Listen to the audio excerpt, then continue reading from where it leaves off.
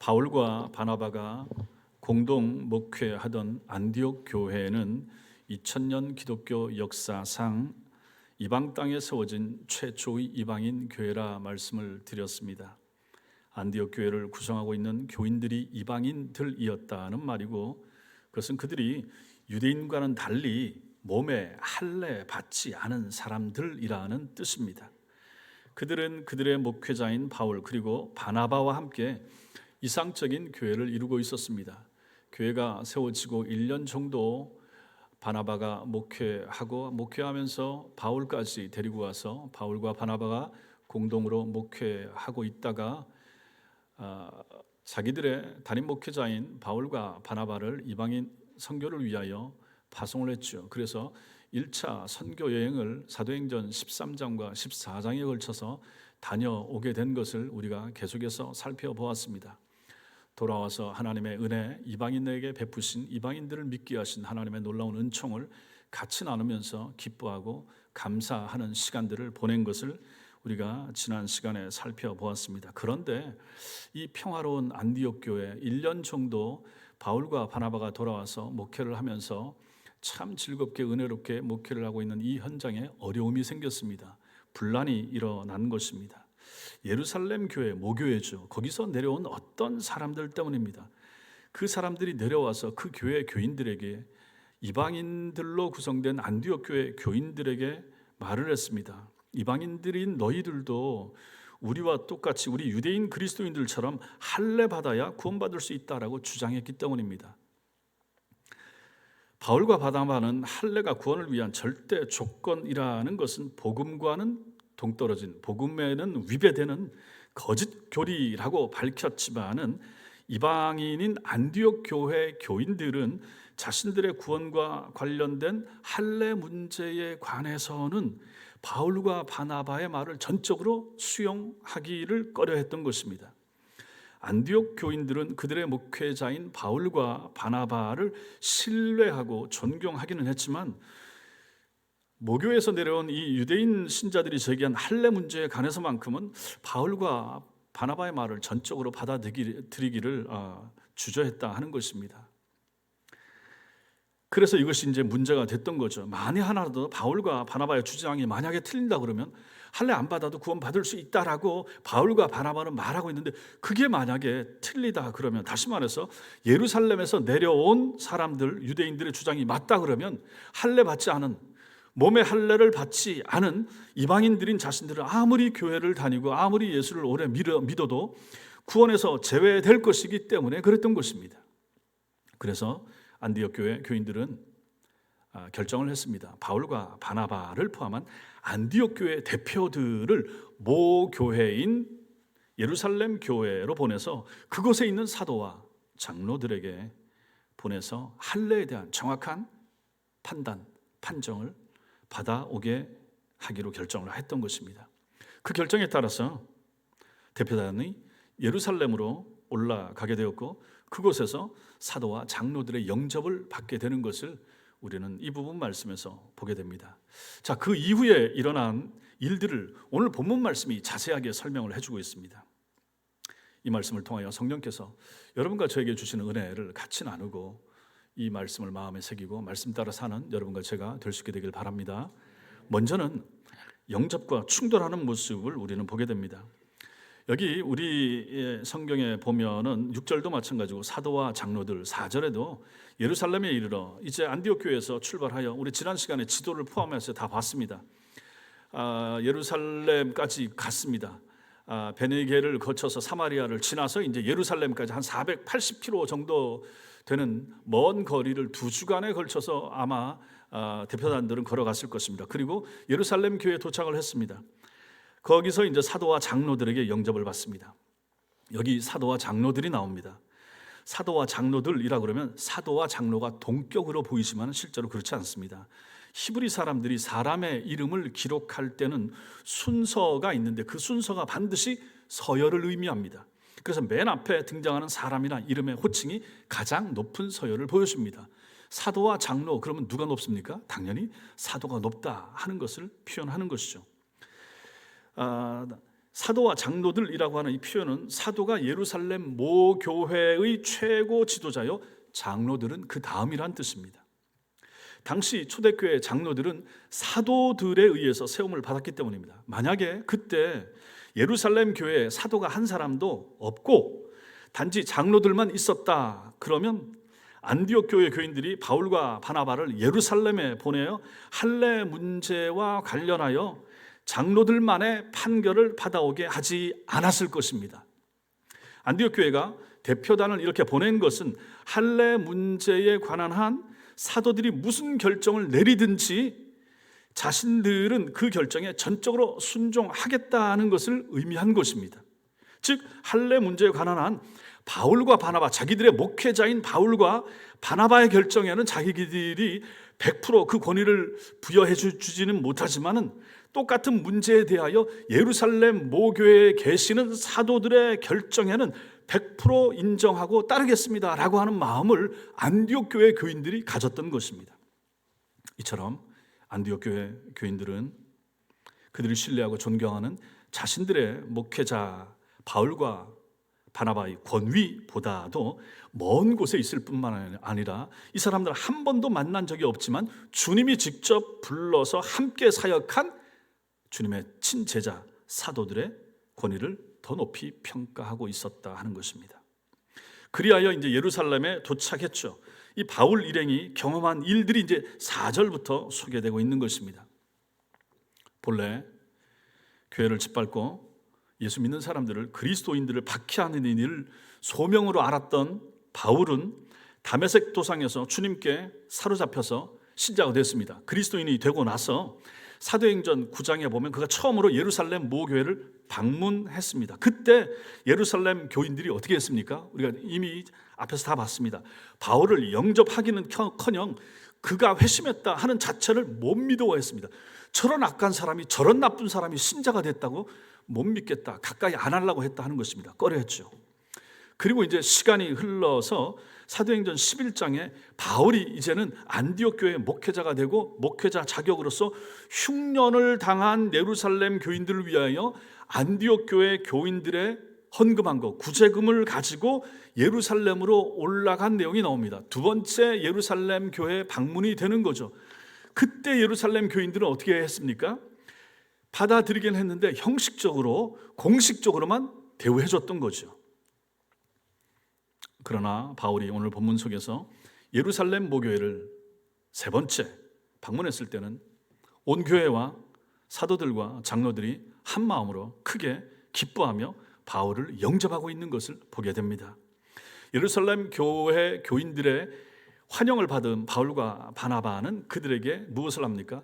하나님께서 자기들과 함께 계셔서 행하신 모든 일을 증언하게 되는 것입니다. 4절 말씀 같이 읽겠습니다. 시작. 예루살렘에 이르러 교회와 사도와 장로들에게 영접을 받고 하나님이 자기들과 함께 계셔 행하신 모든 일을 말하매, 진지하게 여태까지 자기가 경험한 하나님에 대하여 증언했을 것이라 하는 것입니다.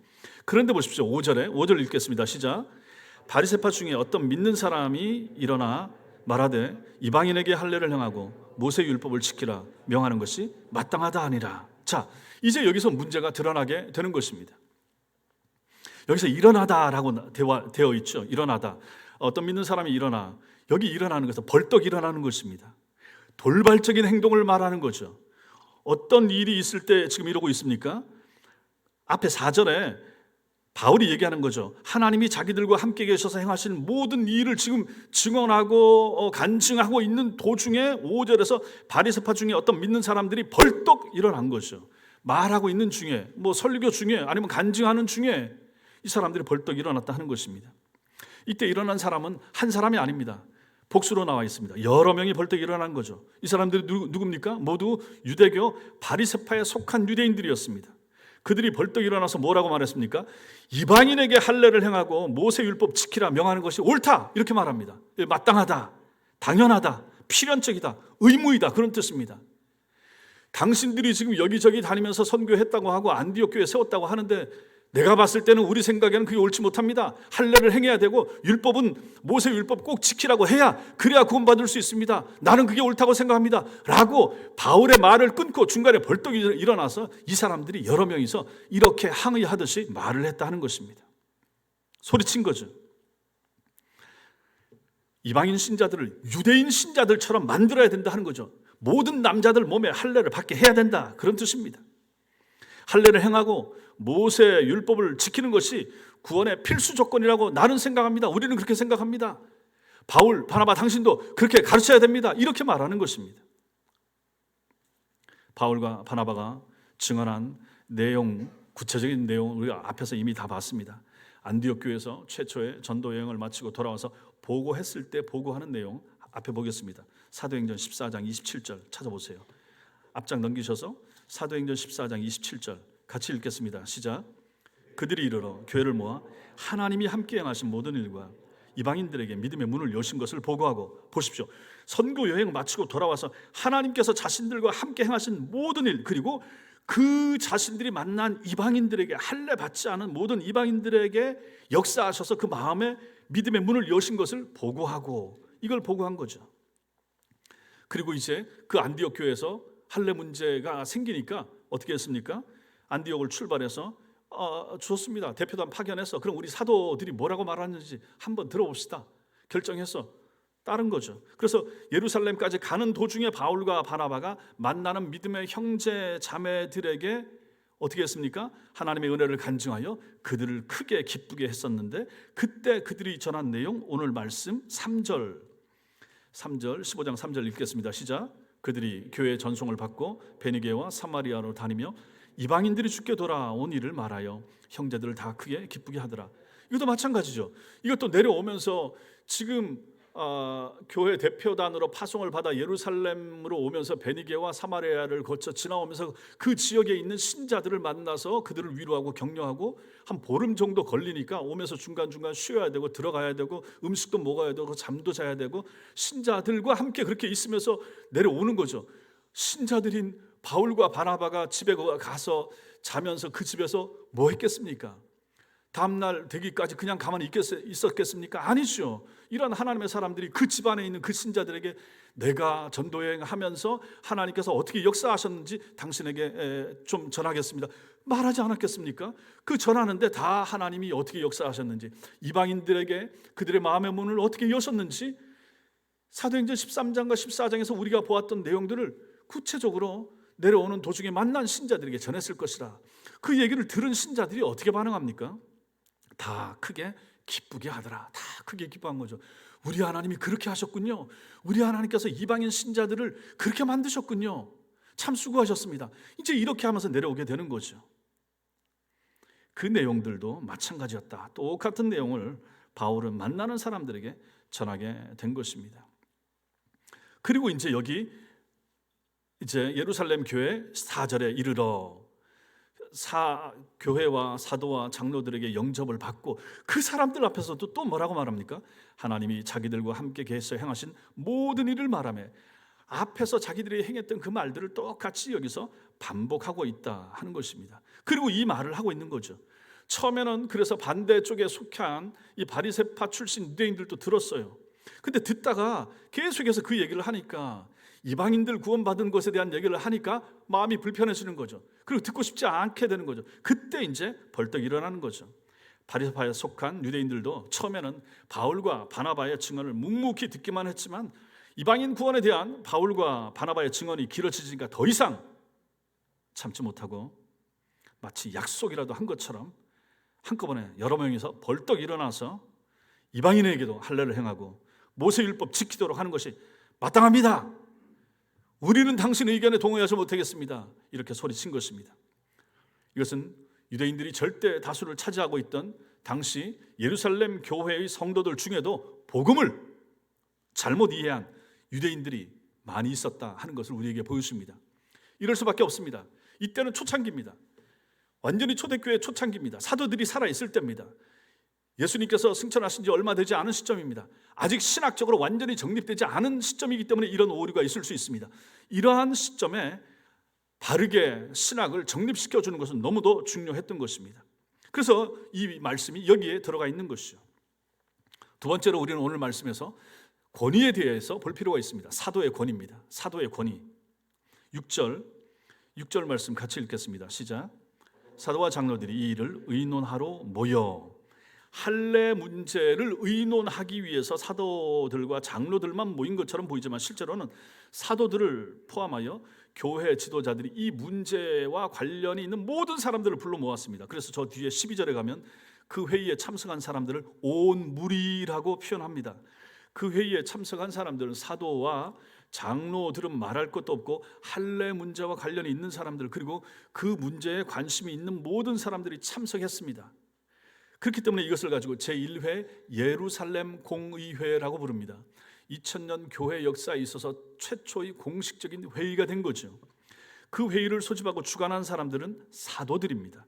그 회의를 주도하고 나중에 이방인들에게 할례를 받게 하는 것은 복음에 위반됩니다라고 한 결론을 공식적으로 내린 사람들, 그들도 역시 사도들이었습니다. 만약 그때 사도들이 예루살렘에 없었다면 그 중요한 회의가 예루살렘에서 열리지 못했을 것이고, 열렸더라도 할례 문제에 대한 교회의 공식적인 결론을 내리지는 못했을 것입니다. 예루살렘 공의회를 계기로 할례 문제가 해결될 수 있었던 것은 왜 그렇습니까? 바로 그곳에 사도들이 있었기 때문입니다. 사도들의 권위가 초대교회를 큰 혼란에 빠뜨리고 자칫 분열시킬 수도 있었던 이 문제, 할례 문제를 근본적으로 해결했고 교회를 복음 위에 견고하게 세워지게 만든 것입니다. 그것은 사도들의 권위가 아니고서는 그 누구의 권위로도 불가능한 일이었던 것입니다. 보십시오. 사도들이 어떤 사람들입니까? 사도들에게 무슨 로마 총독 같은 권력이 있습니까? 없었죠. 유대 지도자들이 가진 것 같은 많은 지식이 사도들에게 있었습니까? 아니죠. 없었습니다. 또한 예루살렘의 상인들처럼 사도들이 부를 많이 축적하고 있었습니까? 그것 아니죠. 그들은 지닌 것도 내세울 것도 없는 갈릴리의 무식한 빈민 출신들이었습니다. 대다수가 말입니다. 그럼에도 예루살렘 모교회 교인들은 말할 것도 없고, 어떻게 예루살렘에서 480km 떨어져 있으며 더욱이 사도들을 한 번도 만난 적도 없었던 안디옥 교인들마저 자신들의 목회자의 권위보다 사도들의 권위를 더 높이 평가할 수 있었을까? 왜 그렇습니까? 예수님을 배신했던 가룟 유다가 자살로 생을 마감한 후에 예루살렘의 교인들은 가룟 유다를 대신할 사도를 새로 뽑았습니다. 그때 베드로가 사도로 채워질 한 사람, 사도의 자격을 말합니다. 그 자격이 사도행전 1장 21절 22절입니다. 같이 읽겠습니다. 시작. 이러함으로 요한의 세례로부터 우리 가운데 올려져 가신 날까지 주 예수께서 우리 가운데 출입하실 때에 항상 우리와 함께 다니던 사람 중에 하나를 세워 우리와 더불어 예수께서 부활하심을 증언할 사람이 되게 하여야 하리라 하거늘, 이렇게 말씀합니다. 저기에 조건이 나옵니다. 사도로 12명 중에 하나 가룟 유다가 죽고 나서 그 한 자리를 대신 채울 사람의 조건이 나오고 있습니다. 조건은 그 사람의 학력, 경력, 재산 상태 아닙니다. 조건이 무엇입니까? 단 하나, 주님께서 공생애를 시작하신 때부터 십자가에 죽으시고 부활 승천하실 때까지 주님과 사도들과 더불어 함께한 사람, 주님과 함께한 사람, 있었던 사람, 그 사람을 사도로 세우고자 했다 하는 것입니다. 그래서 뽑힌 사람이 누굽니까? 마띠아가 뽑혔죠. 한마디로 본문 속의 사도들은 예수님의 직계 제자들이었고, 여기 나오는 사도들은요, 주님의 3년에 걸친 공생의 기간 동안 예수님과 함께 지닌 직계 제자들이 초대 교회의 지도자 권위를 가진 사도들이었던 것입니다. 할례 문제를 근본적으로 해결하고 초대 교회를 바른 교회되게 하는데 결정적인 역할을 하게 한 사도들의 권위, 그것은 그 권위의 출처가 사도 자체가 아니고 누굽니까? 예수님께 있었던 것입니다. 예수 그리스도와 함께 했던 것 때문에 사도들이 의미가 있는 거죠. 아무리 못 배웠어도, 아무리 가진 것이 없었어도 주님이 그 사람들을 부르시고 주님 옆에 직접 있었고 주님과 대화를 했으며 주님의 가르침을 들었다는 것 때문에 그들에게 권위가 있었다, 주어졌다 하는 것입니다. 사도행전 13장 43절부터 바울과 바나바도 사도라고 불리고 있습니다. 그들은 주님이 직접 부르신 직계 제자는 아니었습니다. 그래서 안디옥 교인들이 자신들의 목회자인 그들을 사랑하고 신뢰하고 존경하면서도 그들에게 예수님의 직계 제자인 사도들과 동등한 권위를 부여하지는 않았습니다. 그렇지만 그게 반드시 잘한 건 아닙니다. 그 사람들이 잘 몰랐기 때문에 그런 거죠. 그러나 비록 바울이 예수님의 직계 제자는 아니었지만 다메섹 도상에서 성령에 사로잡힌 후 단 한 번도 주님을 떠나지 않고 일평생 주님 안에서 주님과 함께 사는 삶을 살았던 사람이 누굽니까? 바울입니다. 예수 그리스도를 만난 이후로 한 번도 떠난 적이 없습니다. 주님이 직접 불러 세운 사람은 아니지만 물론 나중에 영으로 찾아오신 주님께서 다메섹 도상에서 부르긴 했지만은 바울은 그것도 내가 주님이 나를 그렇게 불렀기 때문에 나도 사도라라고 계속해서 뒤에서 말을 합니다. 앞에 다른 사람이나 안디옥 교회 교인들은 인정해 주지 않지만 그것은 그들이 인정하지 않았지만 주님이 인정하는 것이고 그들은 그 생각을 바꿔야만 했습니다. 주님이 부른 사도가 맞습니다. 분명한 것이죠. 그래서 그의 말과 글이 이후에 신약 성경 속에 들어가게 되고 신약 성경의 거의 절반에 가까운 분량의 책을 바울이 쓴 것입니다. 그렇다면 결국 주님께서 바울을 사도로 인정한 것이고 나머지 직계 제자들보다도 오히려 바울이 얼마나 주를 위해서 한 일이 더 많은가를 본다 그러면 사도 바울도 주님께로부터 부름받은 사도가 맞고 그 권위도 주님이 직접 부여하신 것이 맞다고 우리는 보아야 한다 하는 것입니다. 그렇다면 주님의 부르심을 받아 이 세상 속에서 그리스도인으로 살아가는 여러분과 저도 이 시대에 사도라고 우리 자신들에게도 적용할 수가 있을 것입니다. 물론 지금 말하고 있는 신사도 운동하는 저런 사람들하고 다른 차원에서 우리가 이 땅을 살아가면서 주님이 여러분과 저를 신자로 부르시고 사도적인 삶을 살도록 부르셨다라고 우리는 생각할 필요가 있다 하는 거죠. 예수님의 제자들은 직접 불러서 직계 제자였지만 우리도 주님의 제자 아닙니까? 우리도 주님의 사도적인 그러한 은총을 입은 사람들이라 하는 것이죠.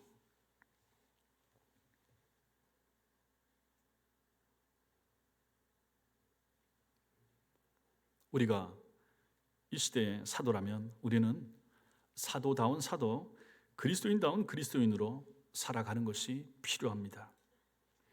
그리스도인의 권위는 돈이나 권력에서 나오지 않습니다. 목회자의 권위는 당회장이라는 직책이나 노회나 총회에서 맡은 직위에서 오는 것이 아닙니다. 교회의 권위는 예배당의 웅장함이나 교인의 수에서 오는 것도 아닙니다. 우리의 권위가 우리 자신에게서 오는 것이 아닙니다. 모든 참된 권위의 원천은 오직 삼위일체 하나님과 그분의 말씀뿐입니다. 믿으십니까? 지금은 어떤 시대입니까? 권위가 쉽게 부정당하는 시대를 우리는 살고 있습니다. 사회에서는 학생들이 스승의 권위를 우습게 합니다. 교권이 떨어진 것이죠. 국민들은 공권력을 대놓고 도전합니다.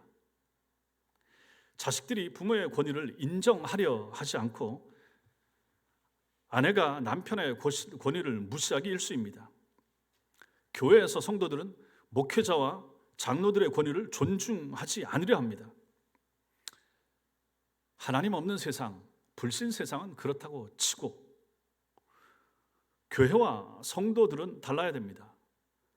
여러분과 제가 함께 섬기는 이 교회 그리고 신자로 살아가는 여러분들의 가정, 거긴 달라야죠.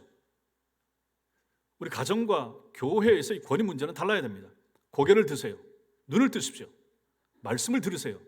주일 한 번 설교를 듣습니다. 집중하셔야 됩니다. 만약에 신자의 자식들이 부모의 권위에 도전한다. 성경적으로 따지면 저주를 받을 일입니다. 그래서는 안 됩니다. 신앙 안의 아내들은 남편들의 권위를 인정하고 존중해야 가정에 평화가 있습니다. 바울은 아내의 머리는 남편이고 남편의 머리는 그리스도라고 분명히 선언해 주었습니다. 이것은 하나님께서 정하신 성경적인 질서입니다. 페미니즘 이런 거, 남녀 평등, 그걸 얘기하자는 것이 아닙니다. 성경적 가르침의 근거와 핵심이 무엇인가를 말하는 것입니다. 교회 안에서 바르게 목양하려는 목회자에게 순종하는 것은 성도의 의무입니다. 바르게 신앙생활을 하고자 하는 성도라면 그렇게 하셔야 된다 하는 것이죠. 목회자가 바르게 목회하는 한 말입니다. 교회 행정에 대해서는 목회자와 생각이 다를 수가 있습니다. 제가 여러분들에게 권하는 것 안 따라도 괜찮습니다. 그런 부분들은 생각이 다를 수가 있기 때문에 가급적이면 따라주면 더 좋고요. 그러나 성경적인 가르침을 목사가 강대상에서 전하고 설교하고 성경적인 근거를 가르치고 가르침에도 불구하고 거기에 따르지 않는다 그러면 이것은 문제가 되는 것입니다. 성경의 근거를 성도들에게 가르치고 얘기하는데 따르지 않으면 문제가 된단 말입니다. 여러분들은 지금 저와 같이 신앙생활을 하고 있습니다. 천성교회 오셔서 신앙생활을 하고 있습니다. 제가 탁월하게 잘하고 완벽한 목사는 아닙니다. 그럼에도 불구하고 하나님 말씀을 바르게 잘 가르치려고 애를 쓰고 노력하고 있는 목사입니다. 그렇게 하는 한 여러분들은 제가 가르치는 행정은 아닌다고 하더라도 교회의 말씀에 대한 가르침에는 적극적으로 순종할 의무가 있습니다. 잘못 가르친 것에 대해서는 주께서 저를 책망하실 것입니다. 그러나 바르게 가르친 것에 대해서 불순종한 것에 대해서는 여러분들 개개인이 져야 될 것이고 하나님의 책망과 하나님의 심판이 있을 수도 있기 때문에 조심스러운 것입니다. 말씀에는 순종하세요. 바른 가르치면 순종하셔야 됩니다.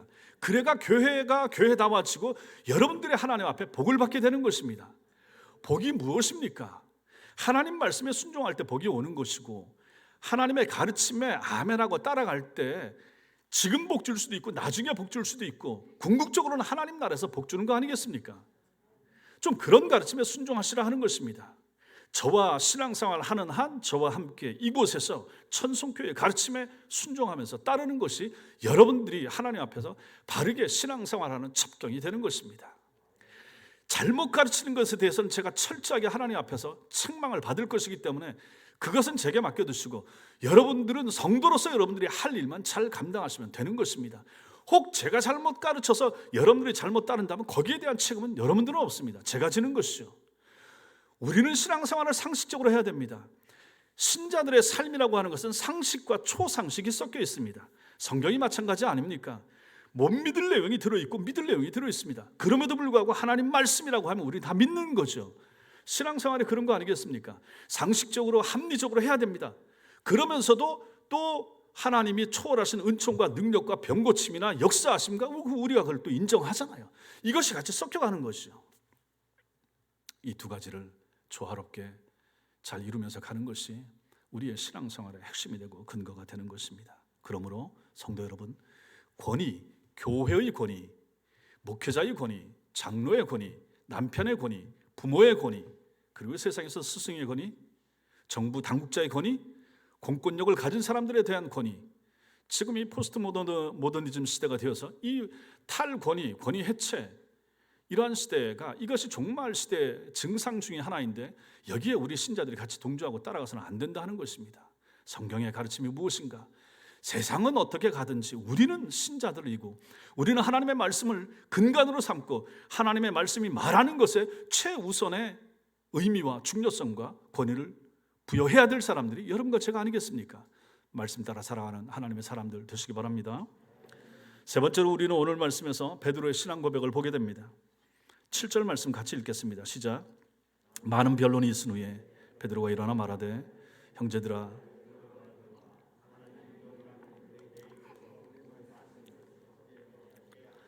오래전부터 너희 가운데서 나를 택하시고 8절 또 마음을 아시는 하나님이 우리에게와 같이 그들에게도 성령을 주어 증언하시고 9절 믿음으로 그들의 마음을 깨끗이 하사 그들이나 우리나 차별하지 아니하셨느니라 이렇게 말씀합니다. 7절에 보니까 많은 변론이 있은 후에 이방인에 대한 할례를 지지하는 사람들과 반대하는 사람들 간에 오랜 시간 동안 격렬한 논쟁이 벌어졌다는 말입니다.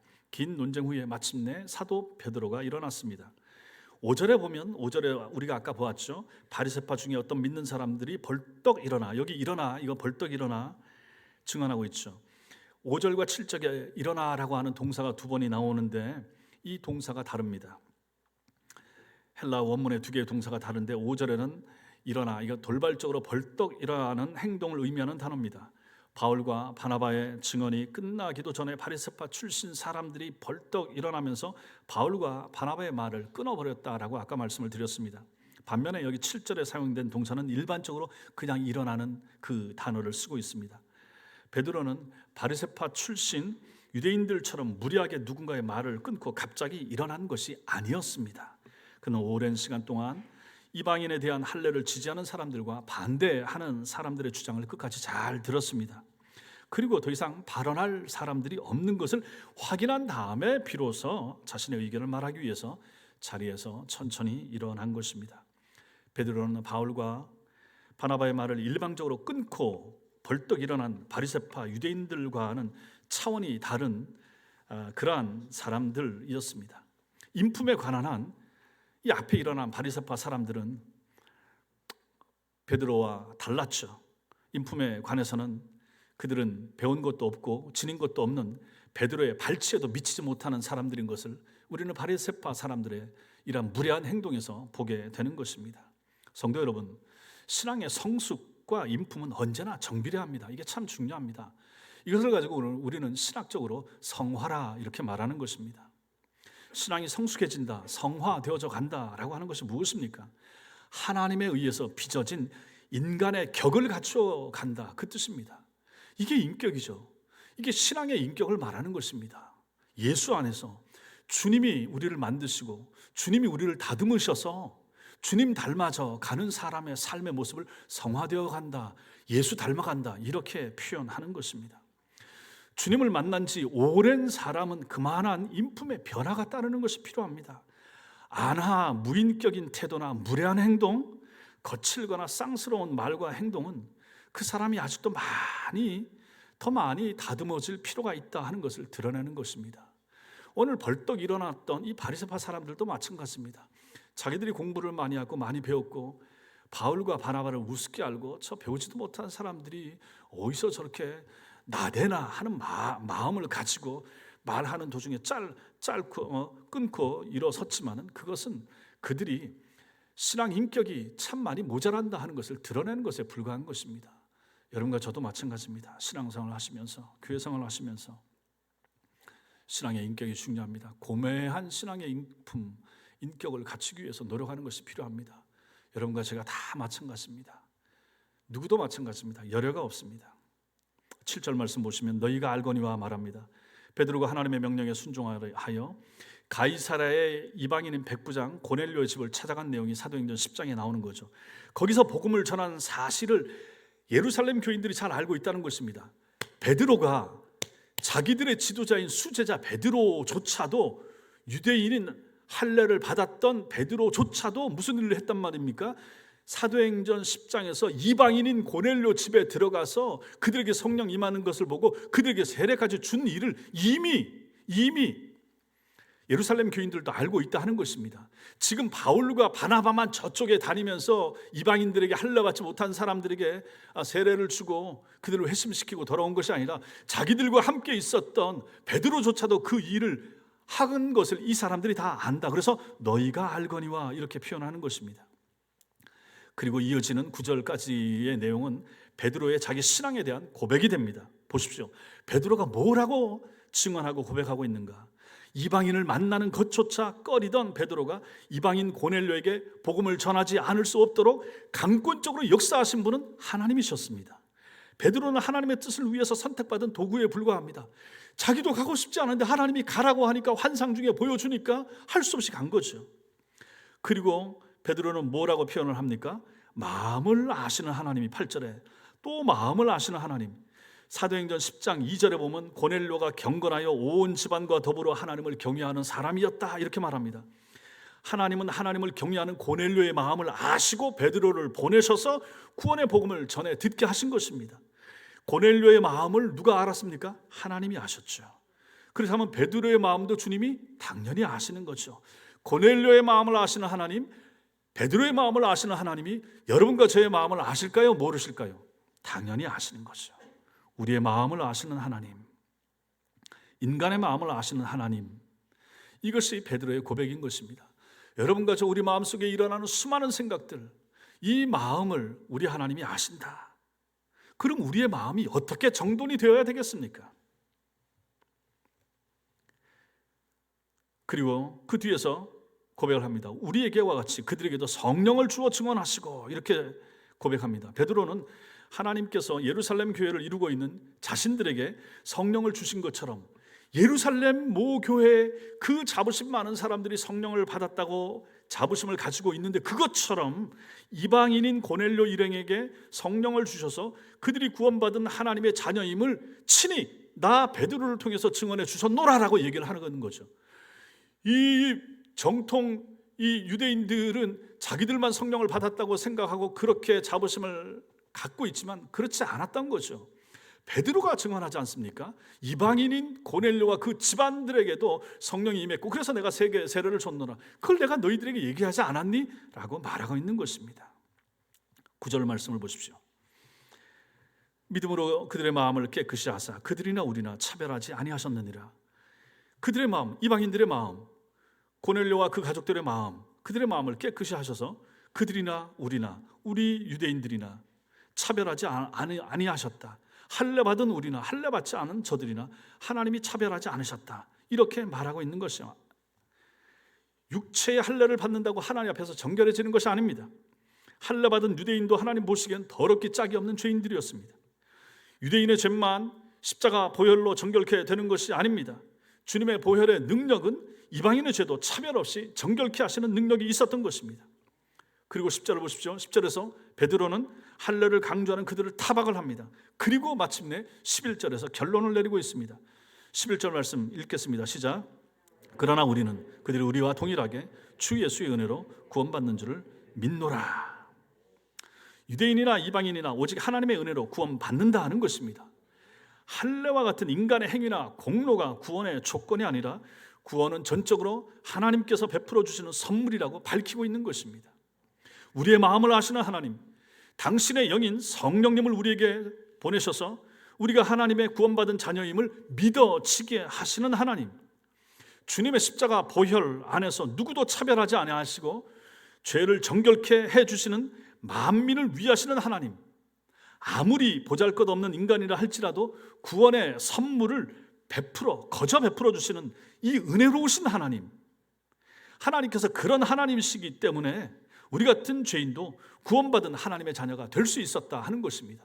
이것을 지금 누가 고백하고 있습니까? 베드로가 고백하고 있는 거예요. 놀랍지 않습니까?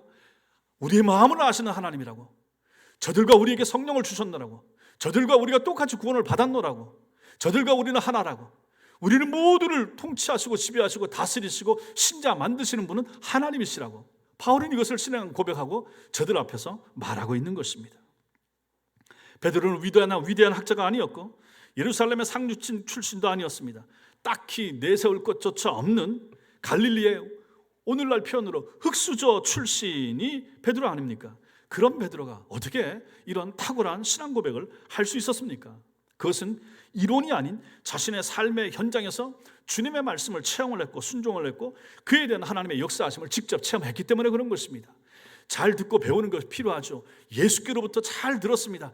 잘 들은 것을 자기 삶의 현장에 나가서 주님이 승천하신 다음에 자기가 나간 현장에서 그 예수님의 가르침의 능력이 실제로 나타나는 것을 몸으로 현장에서 깨달았기 때문에 현장의 사람이 된 것입니다. 그렇기 때문에 이것을 자기는 부인할 수가 없었던 것이죠. 그것이 그에게 신앙 고백이 되었던 것입니다. 신앙 고백이나 간증은 교리를 아는 것이나 경건서적을 읽는 것만 가지고는 나올 수가 없습니다. 주님이 보내시는 현장에서 말씀을 따라 살려고 노력하고 애를 쓸 때, 능력의 하나님을 체험할 때 비로소 고백되어지는 것입니다. 성도 여러분, 여러분들의 신앙 고백은 어떻습니까?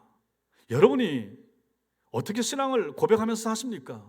옆에 있는 사람에게 전도하려고 할 때 교회 나가면 뭘 가르쳐요? 교회에서는 무엇을 믿습니까? 라고 묻는다면 여러분들은 뭐라고 말하시겠습니까?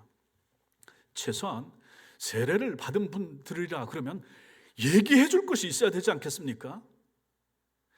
여러분들에게 소망의 이유를 묻는 사람들에게 전해줄 것이 있어야 되지 않겠습니까? 그게 뭡니까? 그게 바로 신앙 고백인 거죠. 그게 바로 오늘 베드로가 말했던 것처럼 마음을 아시는 하나님, 영이신 하나님, 성령을 주시는 하나님, 일하시는 하나님, 구원하시는 하나님, 그런 것에 대한 분명한 신앙 고백과 간증이 여러분과 저에게 필요하다 하는 것입니다. 그래서 나가서 만나는 사람들에게 예수를 전해야죠. 여러분들이 체험해야, 확신해야, 믿어야 전할 수 있지 않겠습니까? 단순히 들어서 공부하고 성경 공부만 한 것 가지고는 내가 현장에서 확인을 안 했는데 어떻게 전할 수가 있겠습니까? 그래서 현장의 사람이 되는 것이 필요합니다. 성경은 공부하고 그것을 가지고 직접 현장에서 적용하고 그것을 실천하는 사람이 필요하다 하는 것입니다. 신앙 고백은 말로 나타낼 수 있어야 됩니다. 말로 표현할 수 있어야 됩니다. 글로 고백할 수 있어야 되는 것입니다. 그래서 앞으로 우리도 그런 기회가 오겠지만은 오후 예배 때나 이런 때 여러분들의 신앙 고백을 가지고 간증하는 시간을 5분이나 10분 정도 드리는 시간들을 앞으로 갖고 싶습니다. 내 신앙 고백을 내 말로 내 글로 써서 표현할 수 있어야 되는 거죠. 참 신자가 그래야 되지 않겠습니까? 세례 신자면 당연히 그 이상은 돼야 되는 거죠.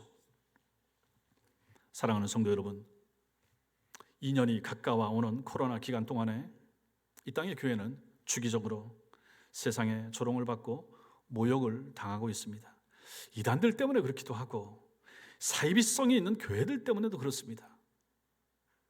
그러나 건전한 교회와 교인들의 부주의와 무책임 때문에 욕을 먹기도 하는데 이번에 인천 어느 교회 목사의 오미크론 변이 바이러스 유입건도 마찬가지라고 저는 생각합니다. 그분 자체를 딱히 비난하거나 할 필요는 없습니다. 저는 우리의 수준이 딱 그렇다.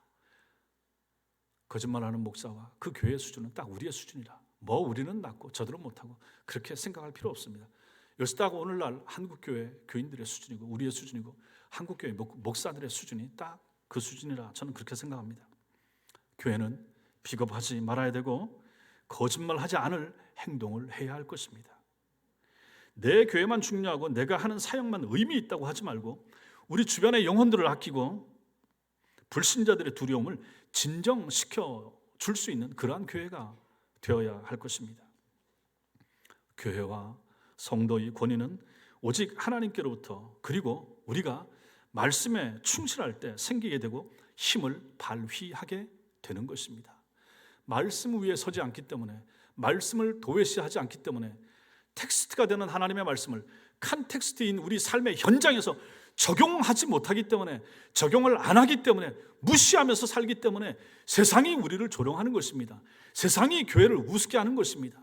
욕먹어도 싼 교회가 된 것이 우리가 말씀을 텍스트를 우습게 알았기 때문에 우리 삶에 적용을 하지 못하고 살았기 때문에 우리는 지금의 이 비참한 비극적인 꼴을 당하고 있는 것입니다. 우리 자신의 문제입니다. 나의 문제고 여러분 개개인의 문제입니다. 그 사람이 나쁘고 그 교회가 잘못됐고 말할 필요가 전혀 없는 것입니다. 딱 우리의 수준입니다. 이제 우리의 수준을 높여야죠. 고쳐야죠. 새롭게 해야죠. 하나님의 말씀의 권위를 부여하셔야 됩니다.